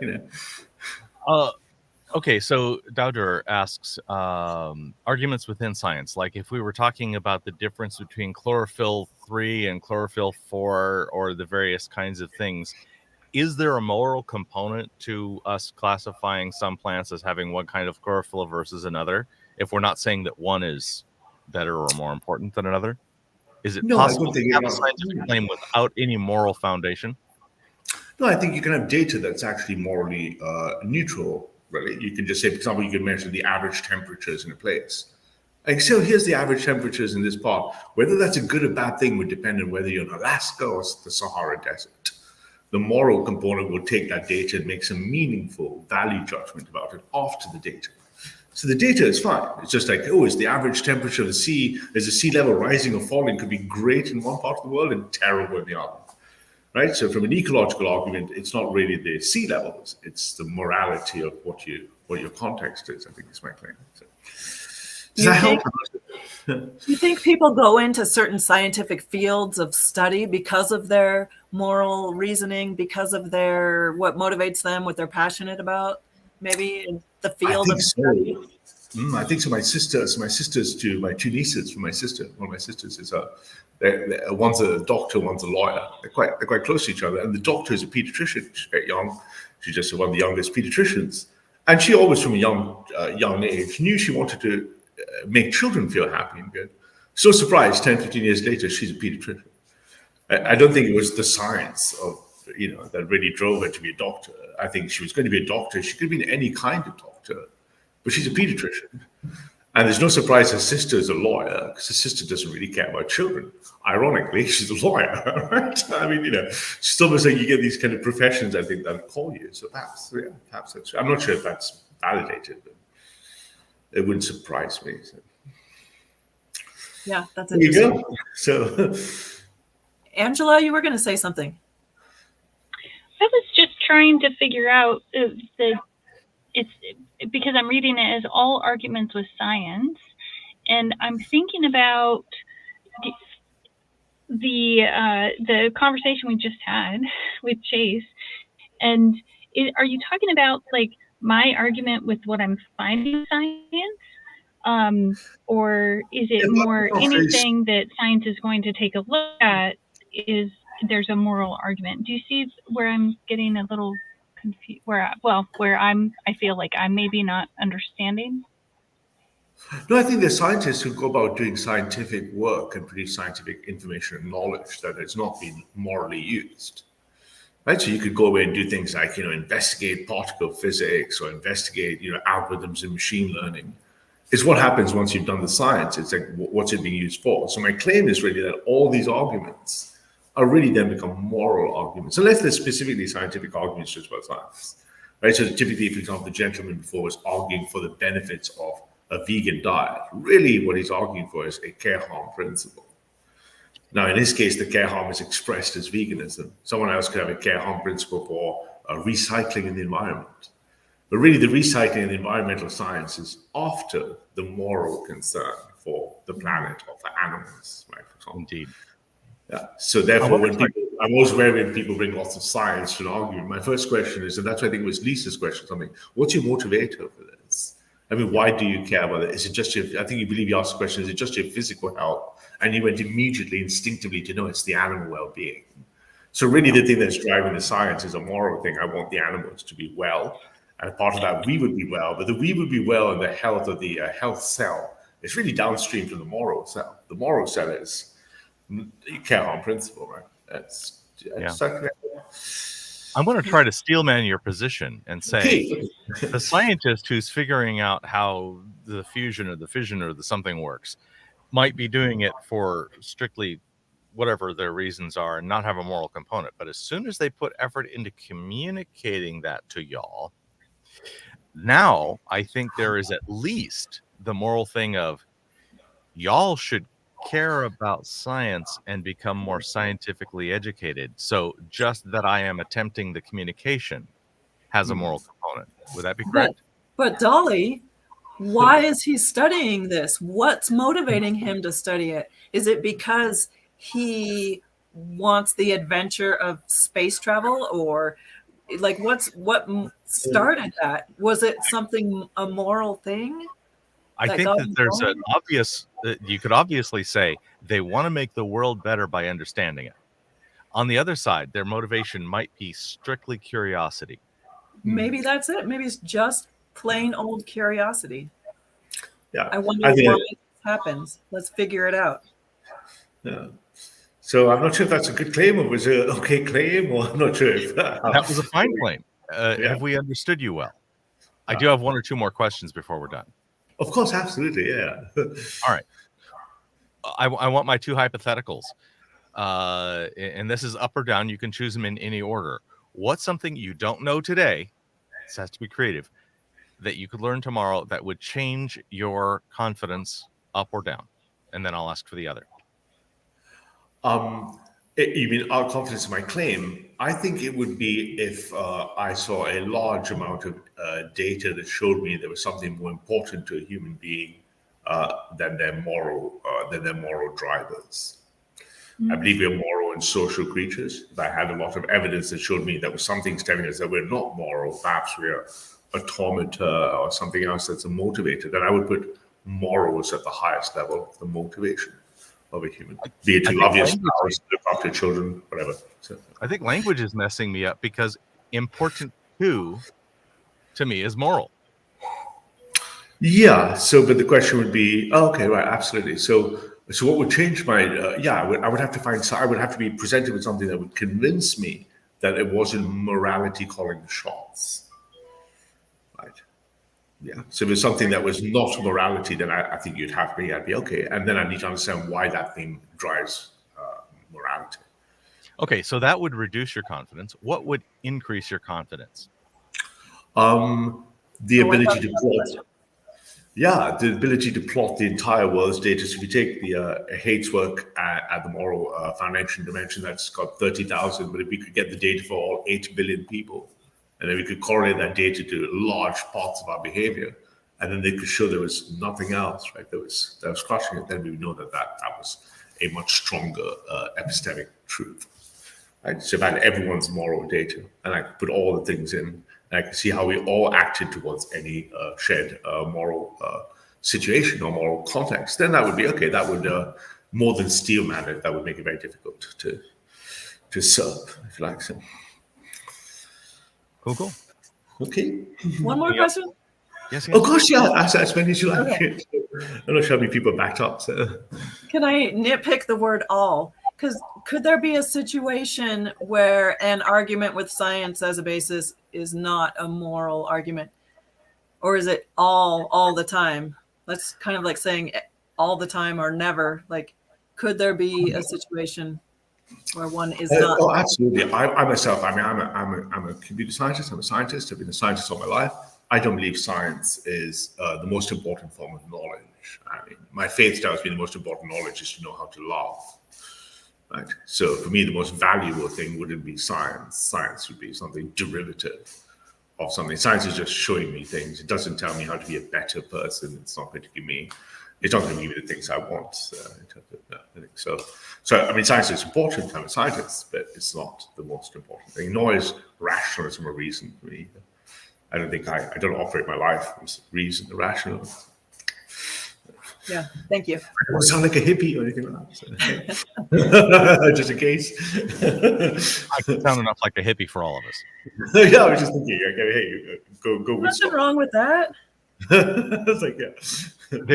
There can be a downside. When I went to UCLA earlier this week with Reed, I had a conversation with somebody, and at the end, I asked them where they thought I stood and whether I'd managed to be neutral enough. And Reed and I were wearing the same color, same shirt. We were wearing the same length and color shorts. And the only difference in our clothes was I was wearing tall socks and Reed was wearing short socks. Is that the uniform? He is a liberal. Apparently, the hair and the beard and the attitude, and he thought my socks looked like tights. So it's like, okay. But you know something, Dali, there's an old adage, isn't it? That dog owners always look like their dogs, right? Yeah, and yeah. You think, oh, okay, hang on, she's got a poodle, he's got a this, that guy's got a stocky dog. And so perhaps it's a kind of thing. But interesting you say California as well. Yeah, I spent 7-8 years of my life. I did my research in California, and it was Northern California. But if you cross the bay to the People's Republic of Berkeley, you can suddenly see the difference right away between one side of Berkeley. Yes. Yeah. So, I mean, I don't want to hold up the rest of the claims. Anything else? Is that good? Or is that it? Thank you, Larry. Thank you. Okay, Yeah. Thanks so much. Thank you. Good show, guys. Thank you. Thanks for calling in. Thank you. All right. So, let me invite further people to come in, clicking here. Good show today. Up next. Yeah, I'm a big fan of Jonathan Haidt and his moral foundations. It has really influenced my thinking, seeing those 5. Now, those 5, I think, are really operational in American life, and I think it's not worldwide. I think that there are different other things involved in other time zones, and it has really informed me as to how to communicate across boundaries. Mm-hmm. And the thing is, of those 5, almost nobody rejects that they are useful at all. But like, for example, purity on my scale, very low. I grew up with way too much emphasis on purity, so maybe I am reactively against holding purity as an important value. And so, you know, maybe that's a bias of mine. But purity is not 0, even in my case. I want my coffee to only have the cinnamon that I put in it. You know, The level. Yeah. Yeah. Don't sneak extra stuff in there without telling me. That's not okay. Now I need to read that book again. It's been too long. It was really good. Yeah, Yeah, I've got I'm actually looking on my phone because I'm like, oh, I know the name. I'm trying to remember everything about it. Yeah. Indeed. Yeah. So, Dadur, you're in my country. Which country is that? Are you willing to tell us where you are in the world, or at least a time zone or something like that? I don't want to nail you down to like a location where I could dox you. We want to avoid that kind of thing a lot. I'm trying to approximate the moral foundations in my country and see how they differ across the spectrum based on data that you have, and need more data, of course. Always need more data. Yeah, I would like to understand what those are, especially in different. New Zealand. Got it. New Zealand. By the way, if I use accents, I am never using it to mock. I like to have accents as an actor available to me, and so please don't take offense and do feedback if I'm doing them well or poorly. And I am, and if you find that I'm mocking somebody with it, well, I don't mean to, I think. Can Anyway. you do a Utah accent? I don't distinguish a Utah. It's too close to my own. Oh. So I don't know that I could identify whether somebody was doing Utah or Arizona or Oregon or or whatever. I mean, Appalachian, I can, or New York, no problem with New York. I can go to Long Island easily, but Yeah, there's just a few words I've noticed since I've been here that people say different. And I don't have any examples offhand since I'm from California, but I'm living in Utah now. And they're like, why do you talk like that? You're saying all these words wrong. It's weird. Yeah. It's I funny. fear that if I did a Southern accent for a long stretch, that people would become offended very easily, because for some reason, Southern accents have become the accent people go to when they're mocking. That's sad. I did several weeks ago do an entire Australia-friendly practice session in Australian accent. And yes, you did. And that worked out just fine. No difficulty at all. Nobody called you out on it? Doing it wrong? No, I did get feedback from the people that were native, because about half the people in the room were native Australian speakers. And I asked for them for feedback, and they told me I was doing pretty good. And I only said crikey twice.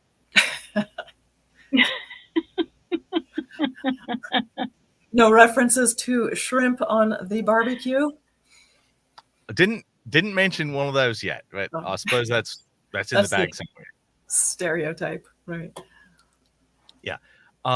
Do people easily get offended by accents done artificially? I think they can if they perceive it as mocking or making less.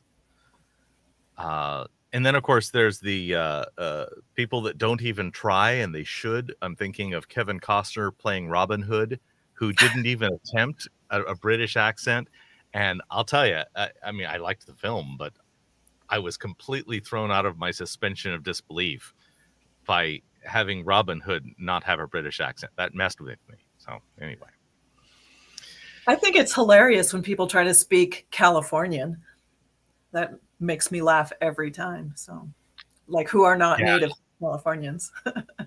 I wouldn't know how, other than to just speak as I normally speak. I don't have a Californian that I could go in there. Now, you know, the Valley Girl too. Yeah. Yeah, I could do a surfer. Like, dude. really? The Valley Girl? Hey, I'm offended. Yank in green tights. Yes. I live in the Valley, so. Where do you live, Angela? In the Sacramento Valley area. Yeah. Oh, that's where I'm from. Okay. Yeah. Yeah. Cool. I've only been here a couple of years from Sacramento. I can say and do Valley. And be okay. You know, I can own it. Valid. I support that. All three y'all. We could all three y'all do accents. Okay. I would miserably fail. I just want to say that ahead of time. I don't even try. It's pathetic. So I'm going to count. I'm going to have. We can talk amongst ourselves for about 3 more minutes. If nobody else calls in, we will see if the StreamYard AI still works. By the way, the StreamYard function that I'm referring to is that if all 3 panelists wave simultaneously, the broadcast ends. It gives everybody power for some reason. That's cool. And otherwise, if somebody calls in, we have time to talk. We don't mind going a little over. So I have a street epistemology question that you guys might be able to address. And if somebody calls, let's cut and take a caller. Yeah. The question is, somebody asked me how the street epistemology community is different than a religion. Mm-hmm. And like, you just left one religion and went into this other religion. Mm-hmm. And I was interested in like what you guys might think about that question, how you would answer it. I have an answer. It would depend. Thank you. Thanks. I think it would depend on how someone perceives it. If they're shifting out of religion and into street epistemology, and they are using that as their justification for leaving a religion, when it really has to do with their beliefs, and so I think it would be important to figure out what the reason is for.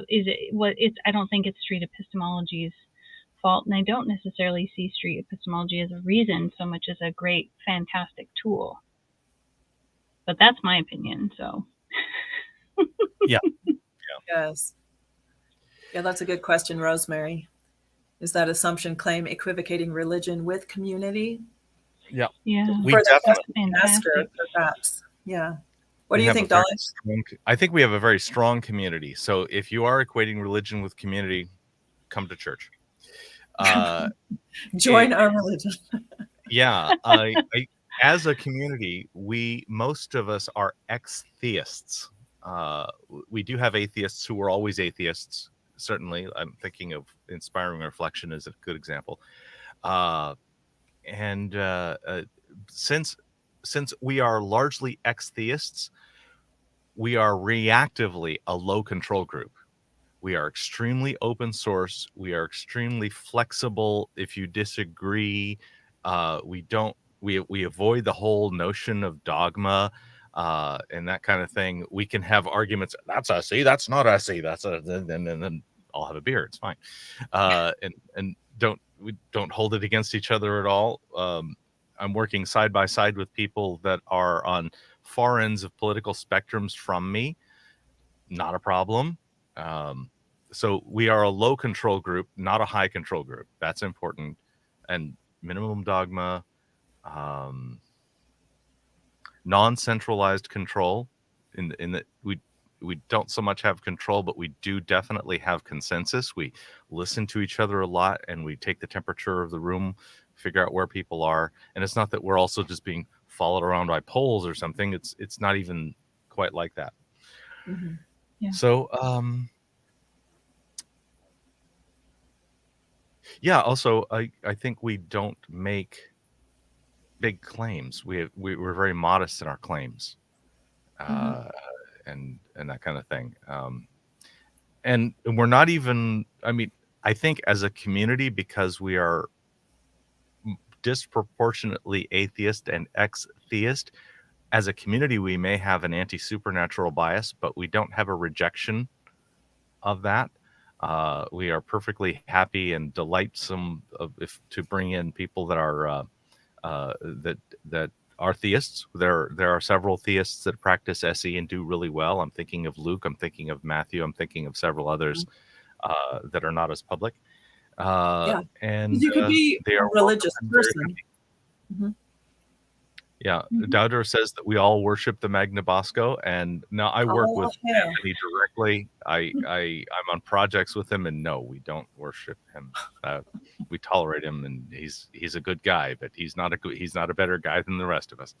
Anyway, actually, that's a fantastic point, Dali. I think that we see each other as human, and that. Also, there's this lack of need to live in a dual, right and wrong, and a lot of us recognize that there's a lot of ambiguity even in the claims that we have, and being willing to see that helps keep us open to the possibilities that we might be wrong. A lot of that. Yeah. Now, and does a religion have to have a belief system? A set of beliefs? And I don't see that. I am openly an evangelist for critical thinking. I think critical thinking is better for you. And I think that you should adopt critical thinking in your life to what degree you can, unless it would disimprove your life. I think some people are sufficiently invested in what they're doing currently that if they were to embrace critical thinking much, it could mess them up. Especially if it's their job, it's their family, it's their community, it's all those kinds of things. I think I've spoken to a lot of ex-theists, and most of them report after 5 years that it was a benefit, but that at 2 years that would have been a real maybe not. That there's especially if they're coming out of a strong connection with their religion, the negativity is the negative impact on their life is quite significant. Yeah. We are Mormons, but instead of a good book, we have a whiteboard. Yes, yeah, pretty much, and a whiteboard that's well erased and clean between conversations. It's good. And a timer. Yeah. Yeah, and I think the hymn that Gina is talking about is Anthony Magnabosco. Yeah. Now, I will also say that I have a very strong bias. My mentor is Reed Nicewander, and if I'm going to worship and prop up somebody as that I trust more than my own opinion, it's Reed. And that's just a personal thing. I don't think that's consensus of the community necessarily, although he's very well respected. Yeah, absolutely. But neither one of them claim to speak for a higher power. Right. Right. Apparently, it's very cold where Angela is. Her video is frozen. I know. I see that. Yes. Yeah. You'll have to say it when we shut down. You'll just have to say wave. There, I can say it. Yeah, I'll say it. Yeah, now you can just say it and it'll work out fine. That works too. Yeah. Brian D. personally worships the Magnabosco. You do that. Go for it, Brian. Yeah, enjoy your life. That probably won't influence him much at all. Yeah, Reed is definitely cool people. Yeah, this street epistemology community is really amazing. It's such a great group of supportive people, really kind-hearted, supportive people. Like, and as 100%. A somewhat new person in the community, I've really enjoyed just getting to know a lot of you guys, and it's been really welcoming. And I don't feel any pressure at all to do anything like I did in religion at all. And I don't do this out of guilt or shame or hopes for an eternal reward. If it comes, that's it. Those are great points. Yeah. So, anyways. Thank you all for coming. See you next time. We'll be here the same time next week on Saturday, and then we have the midweek floating call-in show that is all about the convenience of the panelists. We'll take votes and figure out when and where and announce it. So obviously you'll have to subscribe to the channel in order to get those kinds of notifications. Oh, I said it. Oh, I'm almost ashamed. Nothing wrong. And Sasha is waving, so that counts for one. Oh, wave. Bye.